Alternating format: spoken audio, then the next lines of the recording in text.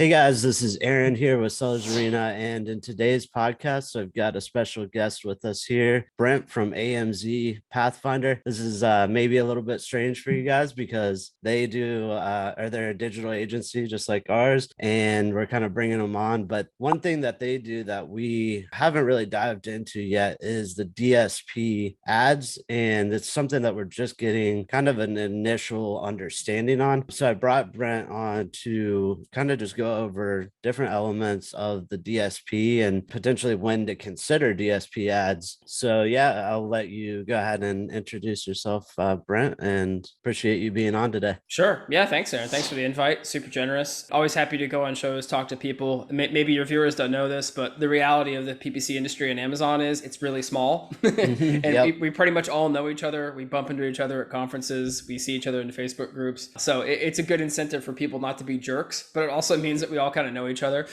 So, yeah. Not exactly like a terribly huge industry, although I think, with time that is actually changing. We're looking at the evolution of that, right now. Maybe a different topic. I guess some basic bio information about me. Yeah, started Pathfinder in 2015. We got about 30 people. We work with businesses, primarily selling on Amazon in North America and European markets. Most of us are based in Europe. We got people in Asia and North America too. We're entirely remote, have been since day one, since before it was cool with COVID. Right.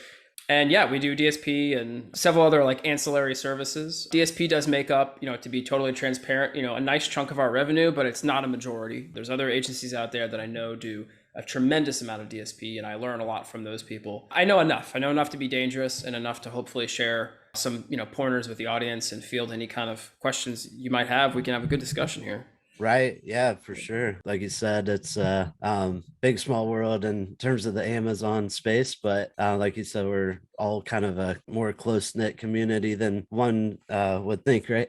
Yeah, exactly. Exactly. But yeah, so in terms of DSP, just hopping right into it here. So for us, just a little bit about our journey into the DSP world. Probably a couple months ago, we've been trying to look to expand into the DSP space, and because we've got some bigger clients that we think would probably be in alignment with signing up for the DSP platform. And we started to go through the application process, and then we realized how difficult it actually is. So one thing that they were saying is basically, you need DSP experience in some form or fashion on some platform. Doesn't necessarily have to be Amazon ads, because there are DSP ads on other platforms as well outside of Amazon, for those of you that don't know. And then in addition, they've also got a certification program, which our COO, Nick Hodge, he's actually went through and passed. But we're at the point now where it's like we went to go and try to get a seat for DSP, and then all of a sudden, we found out that essentially we're not able to gain that seat as of right now because of the lack of experience. So it's kind of what comes first, the chicken or the egg kind of thing. Right. It reminds me of the classic, like, apply for a job, 5 years experience needed, but I'm trying to get an entry-level position. How can I have 5 years of experience? You see those kind of memes online a lot. It's a similar kind of cyclical, strange thing. And actually, I can take you through a little bit of history with this, which might be interesting. So DSP has been around, I want to say, since 2018 in some iteration, although at that time it was like very, very skunkworks. Like, I think Amazon was giving it to, very large agencies. And eventually at some point in that year into 2019, there was a brief window where they were like handing it out to like any agency that really expressed interest, because obviously they're trying to get traction and get spend and get agencies familiar with it. So I know several agencies, won't name any names, but they got DSP and they basically got a seat in those days. And, the requirements that they had to meet in 2018 were like a joke compared to what they are now. There was certainly no certification. There was no minimum spend. I don't think there was any kind of ask for, do you have someone on the team who has experience with a demand side platform, which is what DSP is. And like you said, there are many DSPs out there. Amazon always gets fussy. They like it when you call theirs a DSP. Means, of course, Amazon DSP. Okay. But yeah, so between us, DSP is fine. But if you talk to someone from their side, they'll be like, oh, no, a DSP.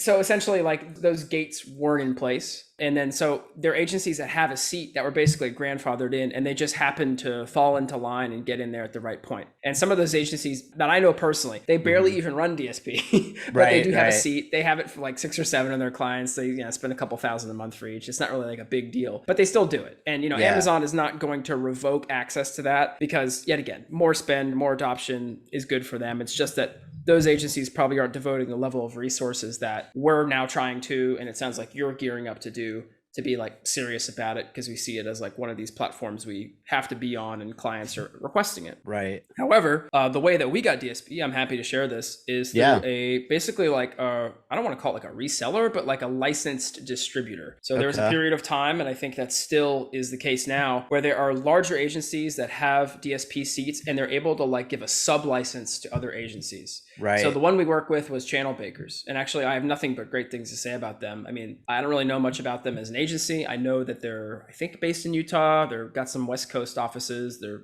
got a lot of people.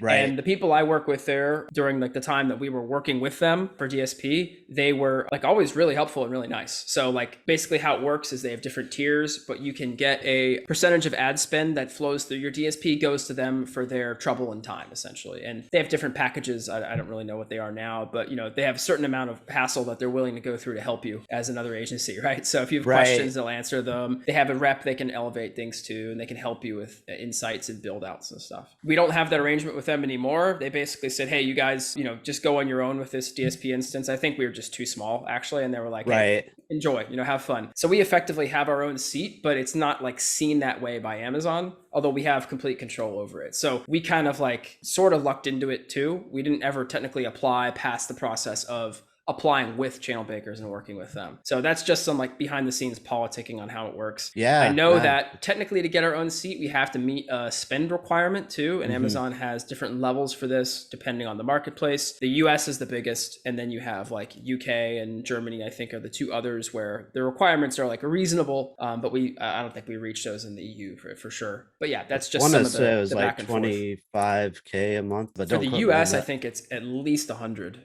100. Okay. Yeah, for the EU, I want to say it's 50 or 75K in like euros or pound, depending on Germany or UK. I don't have those off the written down on a sheet anywhere here, but that's off the top of my head. It's no worries. That's all logistical through Amazon. So anyone that's interested, I'm sure they can, generally speaking, contact their account manager at Amazon. One funny thing that I kind of realized, because we did some consulting with a pretty big company out there that does Vendor Central, and basically they had a Amazon rep, but they didn't really get in touch with them all that frequently. But it turns out if you're running an agency, especially, I mean, you can reach out to, well, there'll probably be like 10 or 20 different account managers, right? It's hard to like get that one for all of the accounts, but they'll give you a lot of really good insight in terms of getting into the DSP program. And I think it's a underutilized resource out there for a lot of sellers, just using that account manager, especially if you're a big account, because at that point you've got a lot of leverage. If you're a small account, chances are it's probably going to still be difficult, and you probably may not even have an account manager at a certain level. But yeah, one thing with the DSP in terms of what they were looking at was, okay, so currently we're running sponsored products.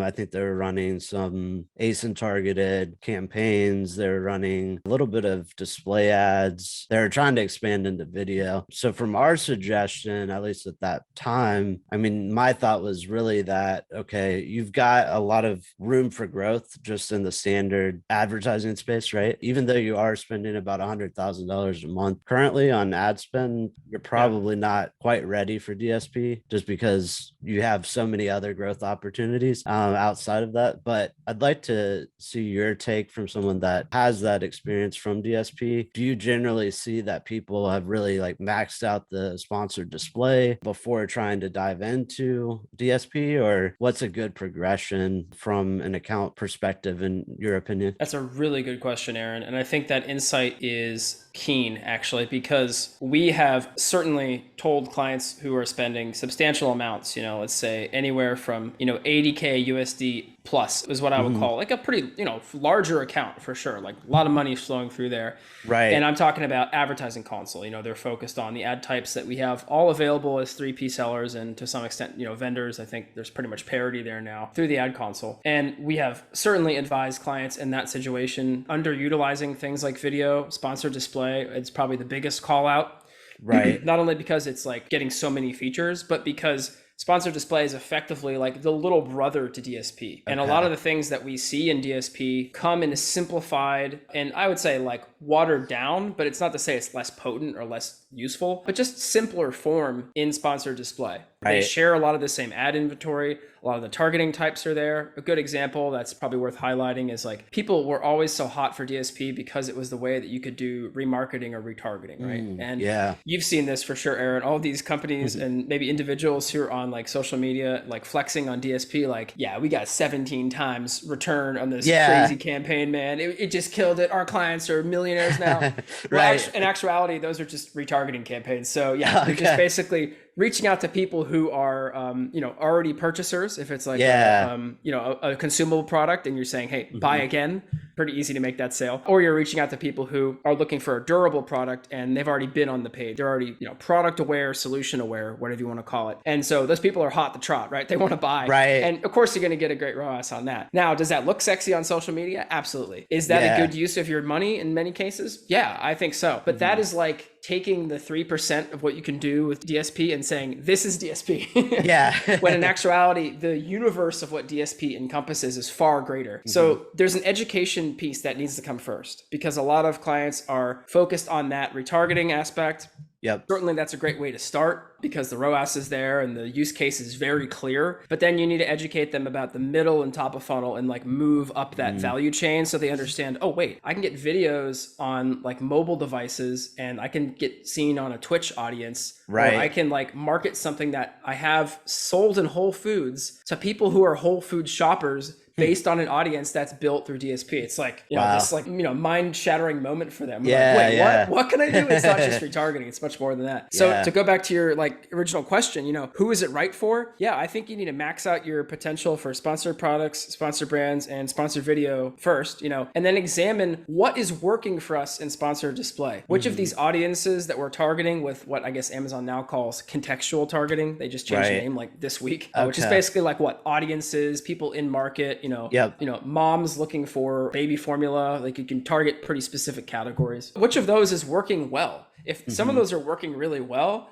maybe it's time to start a conversation about how can DSP be useful for this brand and this client? And can we bring a level of sophistication to this like simple targeting we have, a sponsored display, and actually say, okay, well, we'll leave that doing its thing, but we're going to take this to the DSP arena, which is infinitely more malleable, complicated, has way more data. So there's a lot of other like levers to pull there that are more interesting. Right.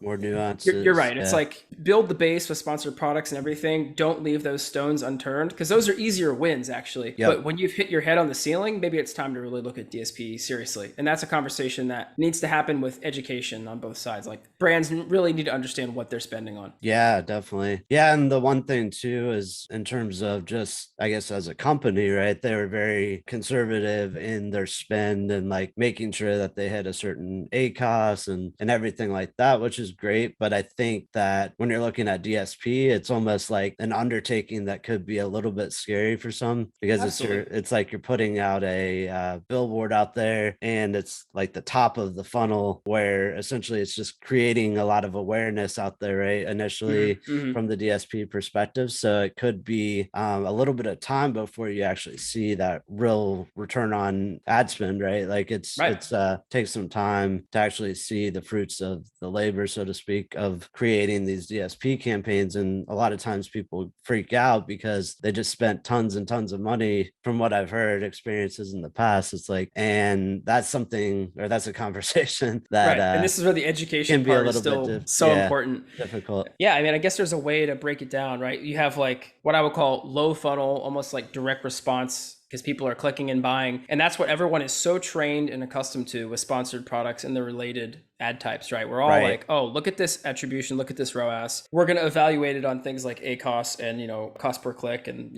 conversion rate. These metrics we all know and love, right? But most advertising through history. If you and I think about 2000 years ago, like someone standing on a street corner in Rome, like they weren't doing directly attributable click-based advertising. You know, right. What they were doing is saying, come to my stand, I have the best olive oil. That's brand marketing is what they're doing, you know, whatever their name is. I'm not going to make up a Roman name. I'm not a scholar, but let's say, you know, they're trying to shout their name and the name of their business, whatever, come buy my olive oil. That's basically brand marketing. Definitely. Now what we're doing with DSP, we have the ability to measure it more, but it's tapping into that same like ancient style of marketing.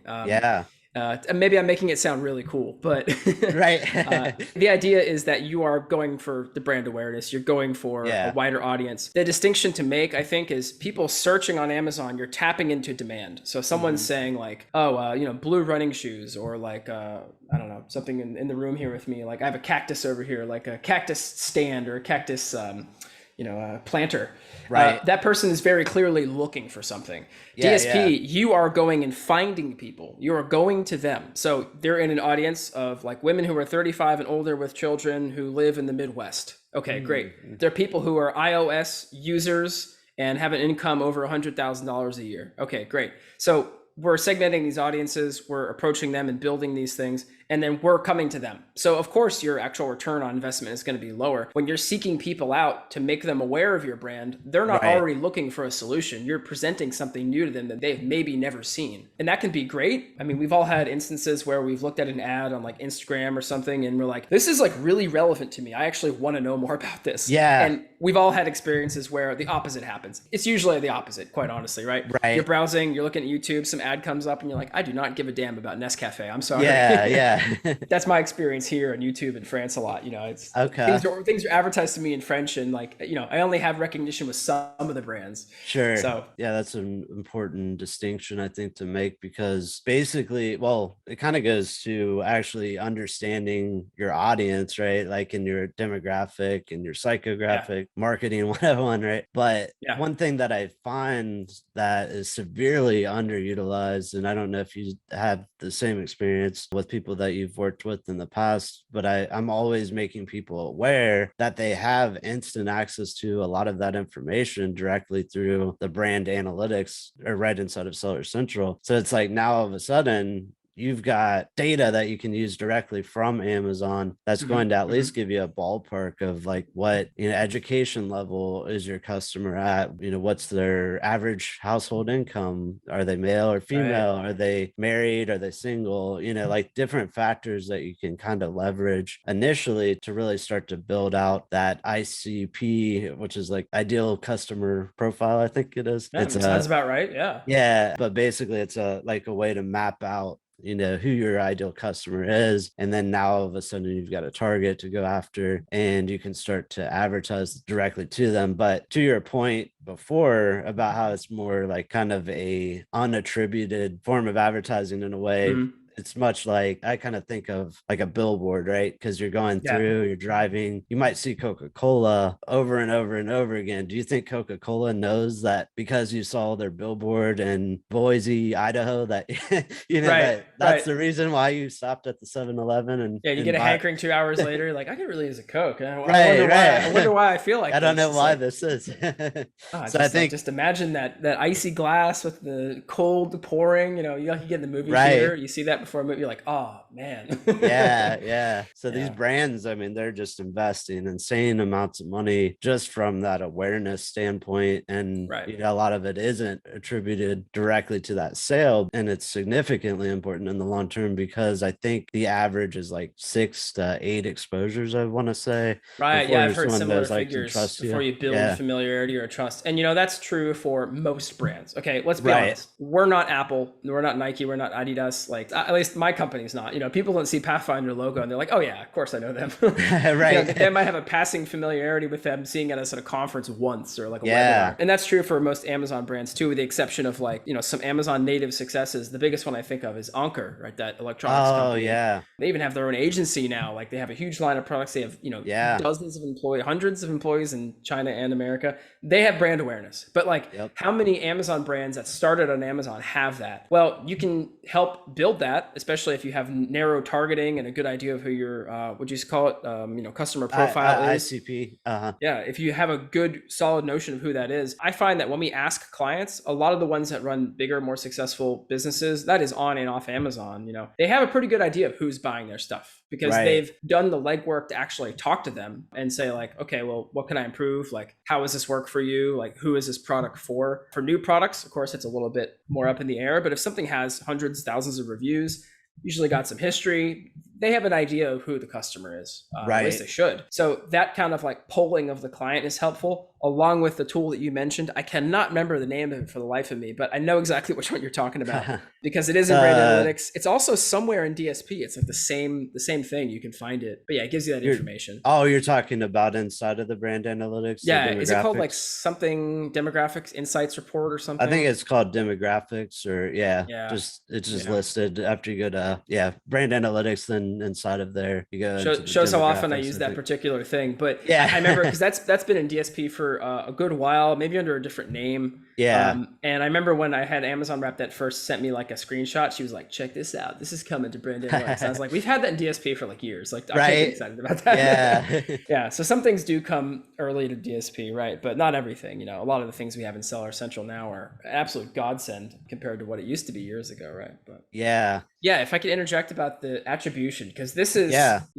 maybe the biggest thing that I still have a beef with DSP. So we talked about billboards, right? And I think the billboard comparison is useful, although you could say that a lot of ads on the internet since the early days, the early 2000s, late 90s, has been basically a digital billboard. And we do get stats, just like a billboard along a highway. You have a general idea based on the numbers that they gather, like how many people drive by, what time of year. Yep. And with this, we have like things like impressions and views and stuff like that. But with DSP, part of the challenge of making clients understand the value of it and demonstrating why the spend is effective there, which is of course our job as an agency, we try our best to do that, is some of the attribution loops are not so easily closable, if you could say. So we know that we have these videos that are, putting your brand across like this and this mobile app, these websites. Some of them are Amazon-owned properties. Some of them are third-party agreements they have with other ad exchanges, which is where these ads go up. But how is it that these views have translated to something useful? And what Amazon has, I think, done a pretty poor job of, although they're trying, how many sponsored product campaigns do I have running in my ad console that have been affected or impacted by DSP? Like how many of the people that have bought one of my products, actually the first time they saw my brand was a video I ran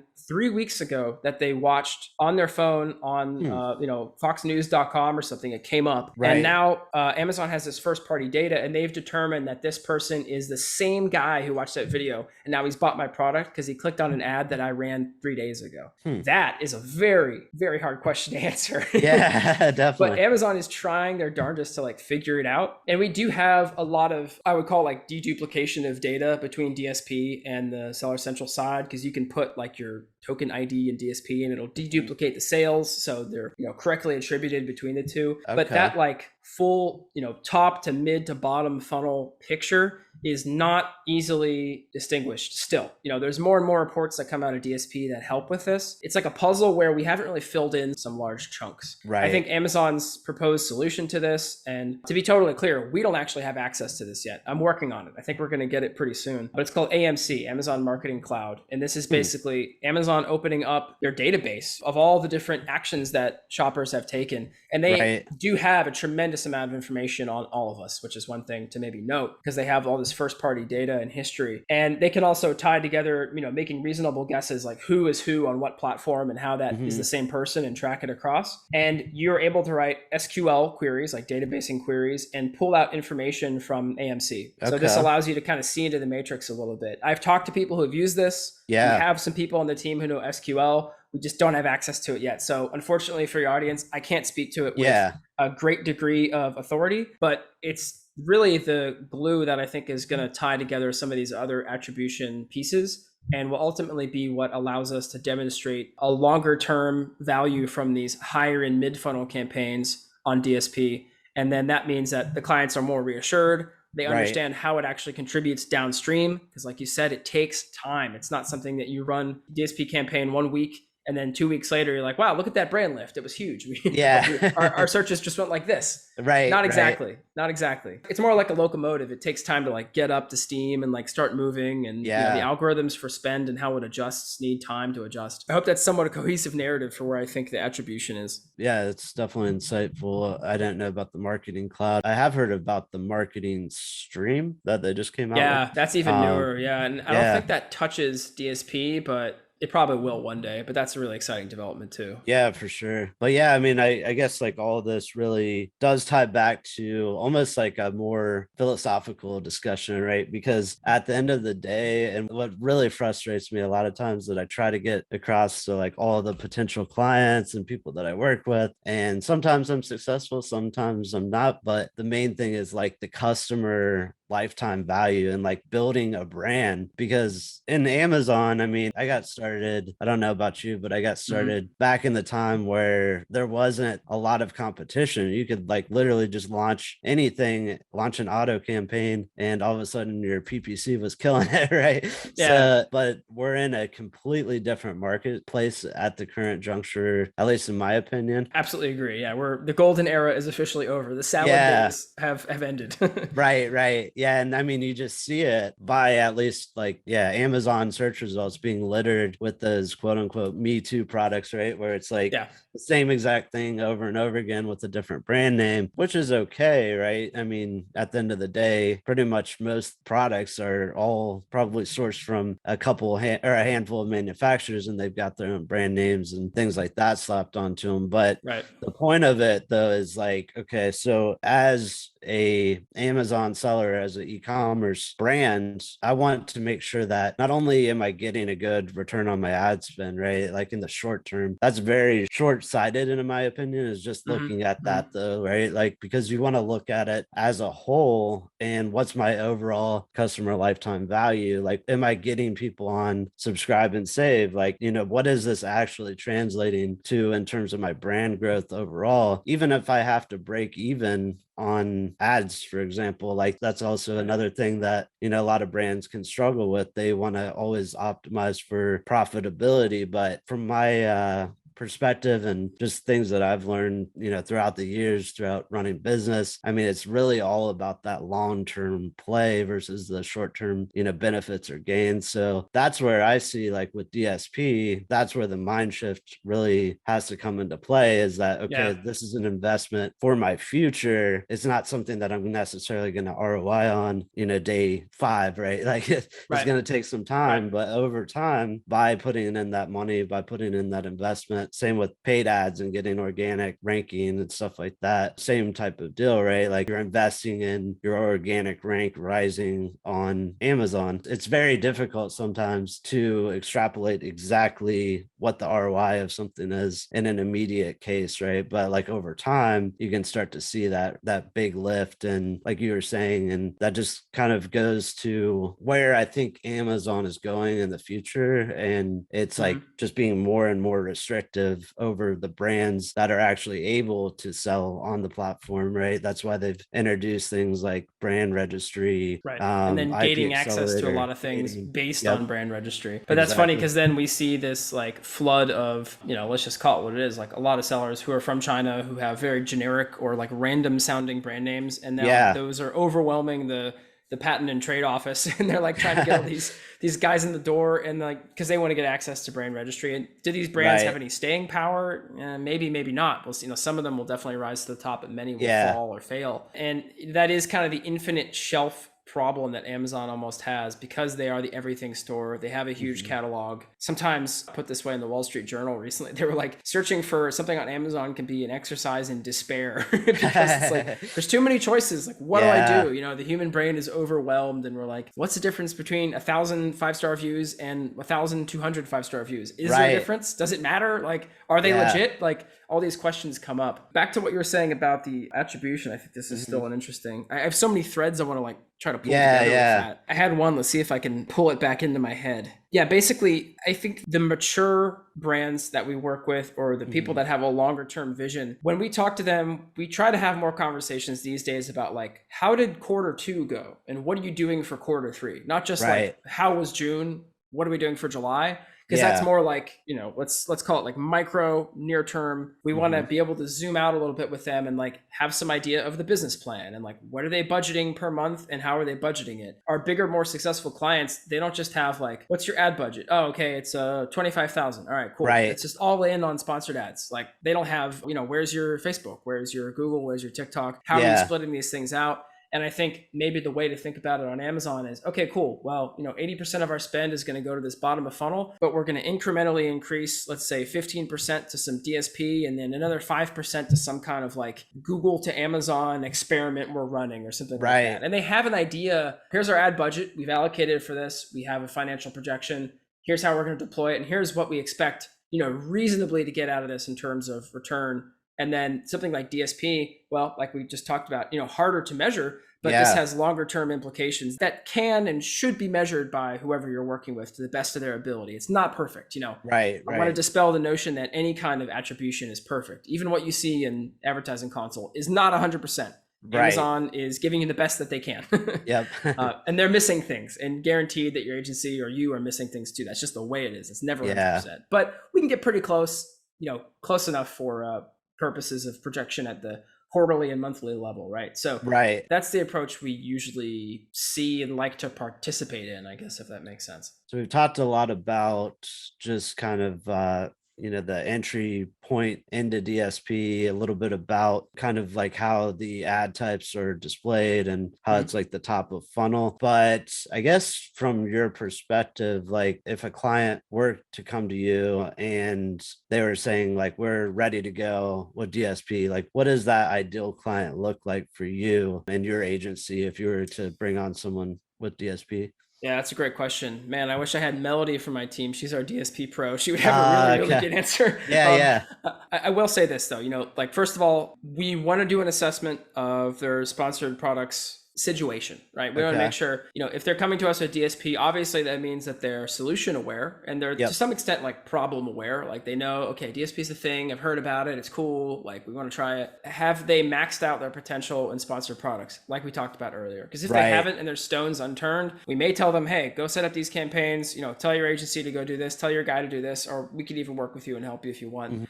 But also we learn a lot from the sponsored products setup and maybe even other advertising channels, especially if they're running display ads elsewhere. Like maybe they're doing display ads on Google or there's some other platform that they're using that we like don't even know about, but they have data from it. It's good to pull our resources from these different data points and try to like come up with some kind of existing story. And that will help us figure out what products in the catalog are probably a good fit for DSP. There are just some products that don't really work with DSP. I mean, like consumables are really good, medium priced things are quite good. Really cheap things, not a good idea. Not like a long-term idea there. Really expensive stuff or expensive stuff, it can work. There are some conditions for that.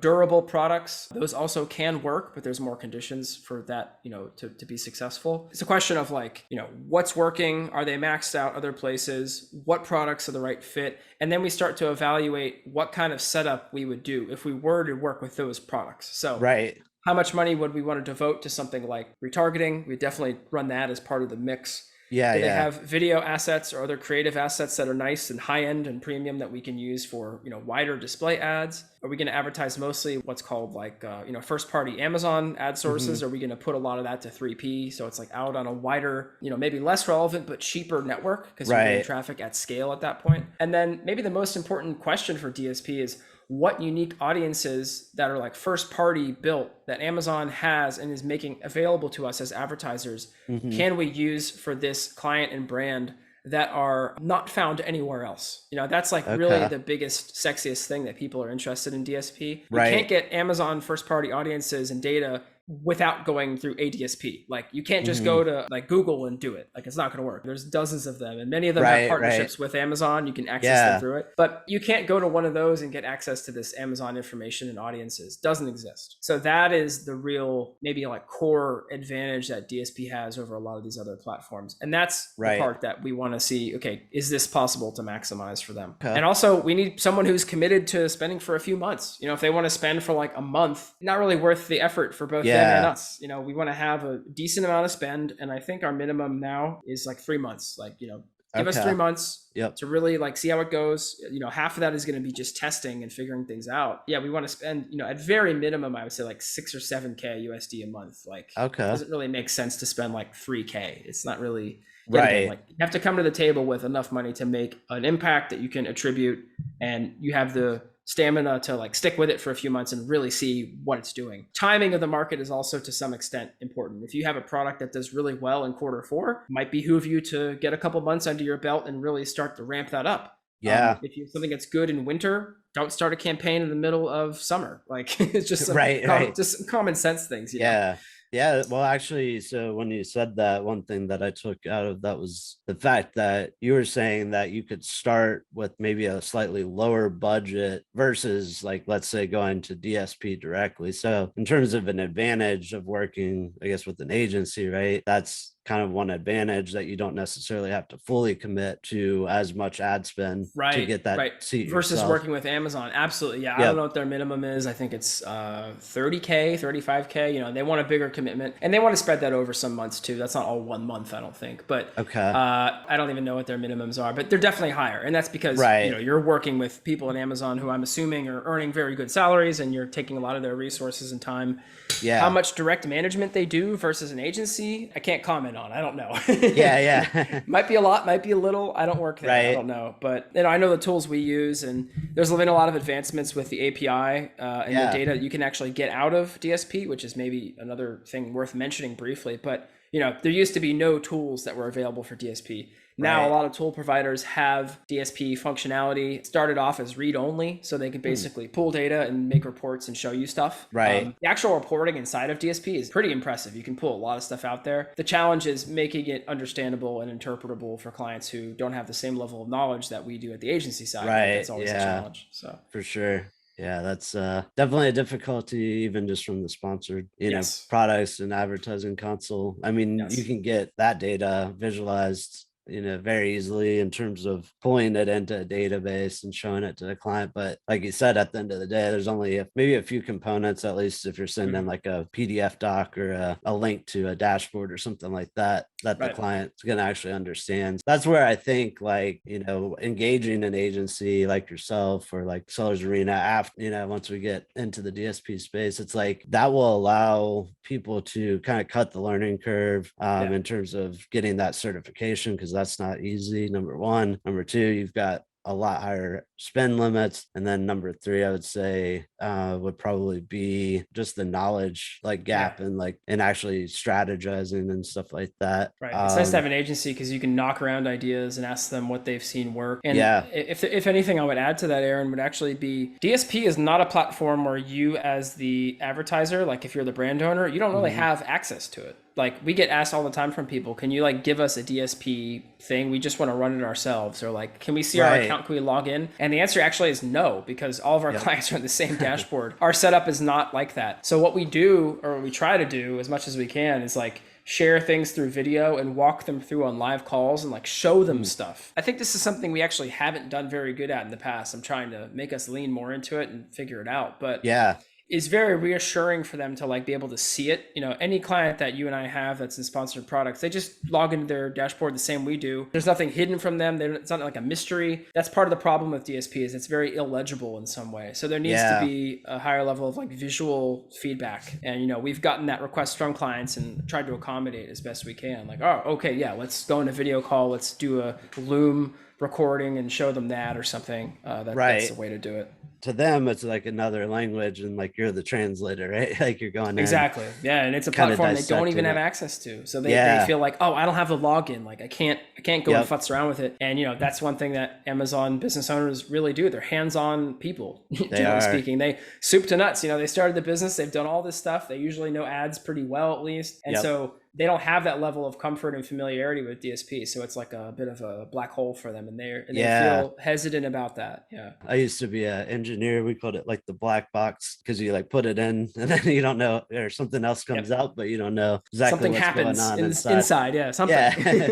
Something negative. So I guess that's good though for, you know, job security, right? Like people are to a certain extent, probably have to engage, at least at the current juncture, they're going to have to engage an agency. But yeah, I mean, with the same same token, it's like, are you really going to go and spend, tens of thousands, hundreds of thousands of dollars without a strategy, without, any sort of tactics or solutions? So that's also, I think, where engaging someone that's got, industry knowledge and can really help dissect things for you, where you'll end up saving more money than, what you actually end up spending. So, and like, we've even had that before where we've had clients that have left and they go to Amazon directly to help them manage their ads. And I'm like, do you really think that the person, sitting at Seller Central support really cares about like what your ROAS is, or they're deeply invested in your brand story and like your kind of business narrative? I mean, the cynical side is, of course, like, well, what is Amazon's goal, right? We've all seen their Q2 revenue, their balance sheets, their P&L, they're growing their bottom line with advertising and the profits increased. There's a reason for that. It's not an accident. So, exactly. So we've had them, like, we've had even like clients that go that route, trying to kind of it themselves, so to speak, or at least just use the resource that they have at Amazon. And then oftentimes they come back to our agency because it's like they ended up spending way too much money. They weren't managing it properly. At the end of the day, Amazon, all they cared about, like you said, was just like that you're spending more. And the same with those suggestions. They send you a lot of times like, add this keyword, but they don't really care whether or not that keyword's profitable. They just care that you're going to spend more money with them at the end of the day. So that's where I think it's like cutting the learning curve, and same philosophy I use with all things in business, whether if it's something that I'm not, an expert at, I try to bring in the who to do it, basically. Like, I read a book called Who Not How recently, and it talks all about that. You want to like bring in people into the company that already know they're the who, because they already know how to do everything else. They're not just taking like tasks and completing them, but they're actually able to bring additional value. Same type of concept, I think, with any agency, at least any agency that does a good job. They're actually listening to your exact concerns. They're custom tailoring, the approach and the strategy specifically for you and your brand, and then getting you, maximum results that way. So, and I would say one more thing to that, Aaron, like, and this is maybe more zooming out to the philosophical, like, what's an agency do? Like, what is the point of an agency? Because at a certain extent, they're there for the strategy, and they're there to worry about the tactical and low level implementation for you, because that's what you're paying them for. But they're there to be your partner for things like strategy discussions, business direction to a certain extent. And also, I think this is one thing that a lot of people and business owners miss. An agency should feel comfortable disagreeing with you and pushing back with you. They should say, no, this plan you're proposing, it's not going to work for like this, and this reason. And the people who are responsible for comms or, the relationship with you at that agency, they should also feel comfortable doing that with you. Nobody wants to work with a tyrant in either direction. So somebody says, my way or the highway, this is what we're doing. Listen to people who have some experience. Maybe they have a very good point. Something that comes up with clients with us sometimes, where it's like, we don't think that level of spend is like appropriate. We should probably distribute it over here, or I'm not so sure about this strategy. Why don't we try to launch it differently? Have you tried this? We can refer you to a service partner that helps you with this. It's something we don't do, but they do very well. Go talk to them. I would say for the most part, our clients are pretty amenable to that, and they're okay with this kind of marketplace of ideas and disagreement. But it could be a delicate balance to walk, because some people are used to having everyone on their team just say, sir, yes, sir. Yep. And they don't want to hear, any kind of like feedback or like other ideas. But that's no way to go. So. Right. No, that's what I was going to say. And that's what I was thinking when we were talking about that. I mean, pretty much a lot of times, depending on what position you play inside of the company, a lot of times you're surrounded by yes men or yes women, right? That just constantly tell you what you want to hear, but not necessarily what you need to hear. I mean, to me, that's like going to a doctor and then like them telling you, hey, I think that this is broken and I think you need a brace for that. And you're like, oh no, I don't think so. You need to do cardio 3 times a week. You're not looking yourself straight in the mirror in the morning and thinking that, like something like that. And I don't know what's that quote, like, you're the easiest, don't fool yourself, and you're the easiest person to fool. Like, we've all been there. And you can ignore the suggestion, of course. Sometimes it's just like brands, they're just too busy to even like hear those suggestions and things like that. But I mean, it's like essentially you want to go to a trusted provider. So if you didn't trust that doctor that told you your leg was broken, well, maybe you need to get a second, or third opinion. But once you're in that relationship together, it's kind of like a give and take, and really like, and trusting in that partnership and the suggestions, because at the end of the day, as agencies, we're going to try to have your best interests at heart, because ultimately that's going to make you continue to want to engage our services and continue to work with us. So yeah, the interests aligning is a really key aspect that needs to be built into the structure of how the relationship works. Definitely. Maybe that's a discussion for another time. That in itself could be a full hour, I think, Aaron. Yeah, for sure.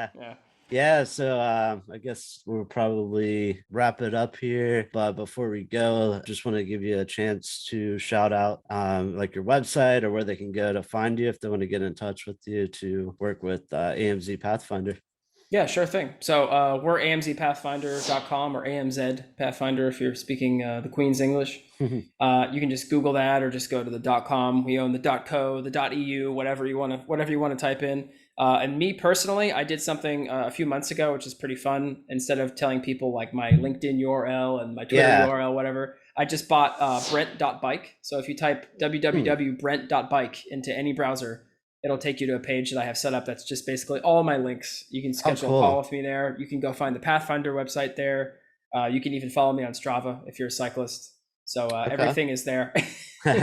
All one place, just for fun. And who knew that .bike was a domain? But I didn't know that. But cool. Well, I appreciate you and your time today, and all the insights that you provided for DSP, and hopefully we can have you on some other time to do some more discussions. Sure. Sounds good. Thank you, Aaron. Cool. Yeah, it's been a pleasure. Thank you. Likewise.